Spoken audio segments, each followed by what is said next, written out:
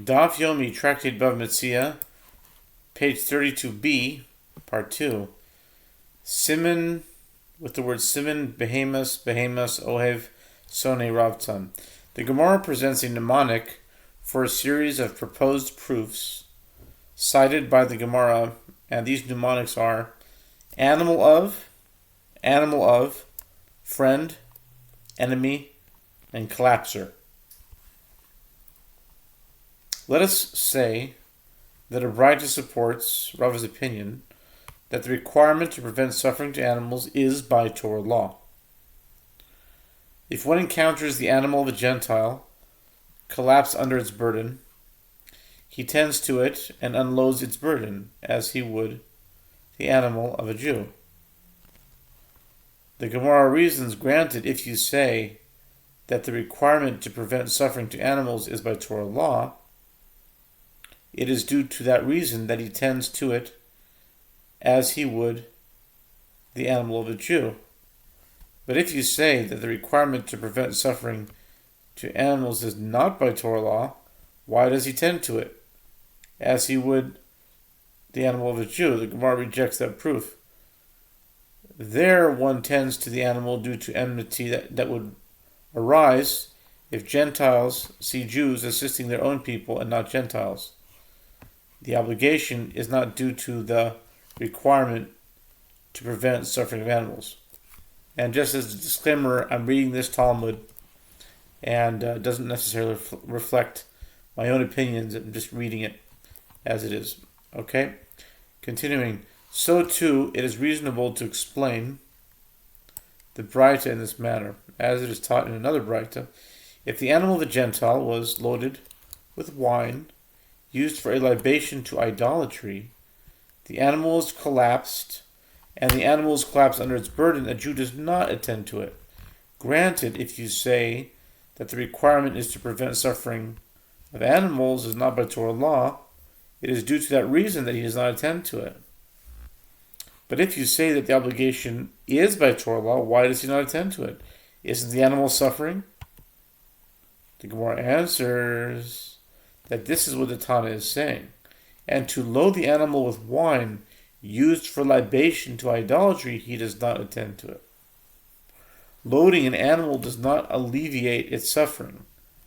Furthermore, the refusal of the Jew to handle the libation wine will not cause enmity, because he can explain that his religion precludes him from handling these materials. I don't know if that was always the case, but anyway, okay. The Gemara suggests, come and hear a proof from a Braita. If one encounters the animal of a Gentile, collapsed under the burden of a Jew, he may refuse to unload the burden, as it is written, if you see the donkey of him that hates you, collapsed under its burden, you shall forego passing him by. You shall release it with him. Exodus 23:5. By employing the phrase, you shall forego, the verse indicates that there are circumstances in which one may forego unloading the animal. The Gemara reasons. And if you say that the requirement to prevent suffering to animals is by Torah law, why is there the option of you shall forego? The Torah should have commanded only you shall release it with him. The Gemara answers actually say the requirement to prevent suffering to animals is by Torah law, and there the Braita is referring to a case of loading, where suffering animals is not a factor. The Gemara asks, if so, say the latter clause of the Braita, with regard to a case involving the animal of a Jew collapsed under the burden of a Gentile. It is written, you shall release it. And if the Braita is referring to a case of loading, where suffering of animals is not a factor, why does the Braita state you shall release it? The Gemara answers it is because in that case there is suffering of the Jew, who is delayed while waiting for the animal to be loaded. The Gemara asks, if so, then the halacha should be the same even in the first clause. Why is there no requirement to prevent the suffering of the Jewish partner in that case? The Gemara answers, the ruling of the first clause is stated with regard to a Gentile donkey driver, and the Jewish owner of the burden is absent.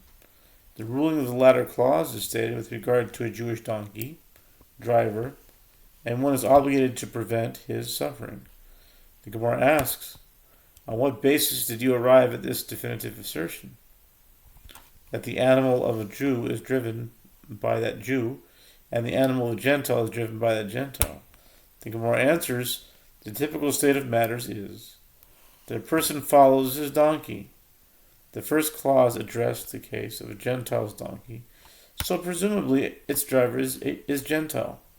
The latter clause addressed the case of a Jew's donkey, so presumably its driver is a Jew. The Gemara questions the explanation of that the Braita is referring to cases involving loading, but isn't it with regard to unloading that the phrases cited in the Braita, you shall forego passing him by, and you shall release it, are written? The Gemara answers that he said to him, indeed, the fact that one need not unload the burden from the donkey in the first clause of the Braita indicates that the requirement to prevent suffering to animals is not by Torah law. In accordance with whose opinion is this Braita? It is in accordance with the opinion of Rabbi Yossi Aglili, who says that the requirement to prevent suffering to animals is not by Torah law. That is the minority opinion, as the rabbis disagree. The Gemara suggests, come and hear a proof from a Braita. One encounters a friend whose animal collapsed, and it is necessary to unload its burden, and one also encounters an enemy who needs assistance to load a burden onto his animal. The mitzvah is to assist the enemy in order to subjugate one's evil inclination. The Gemara reasons, and if it enters your mind that the requirement to prevent suffering to animals is by Torah law, that option to unload his friend's animal is the preferable course of action for him. The Gemara answers, even if the requirement to prevent suffering to animals is by Torah law, even so, loading his enemy's animal in order to subjugate his evil inclination is preferable. The Gemara suggests, come and hear proof from a Braita. The enemy with regard to which they stated the halacha that one must assist it with his animal is a Jewish enemy and not a Gentile enemy. The Gemara asks, if you say that the requirement to prevent suffering to animals is by Torah law, what is it to me if it is a Jewish enemy, and what is it to me if it is a Gentile enemy? In either case, failure to unload the burden will cause the animal suffering.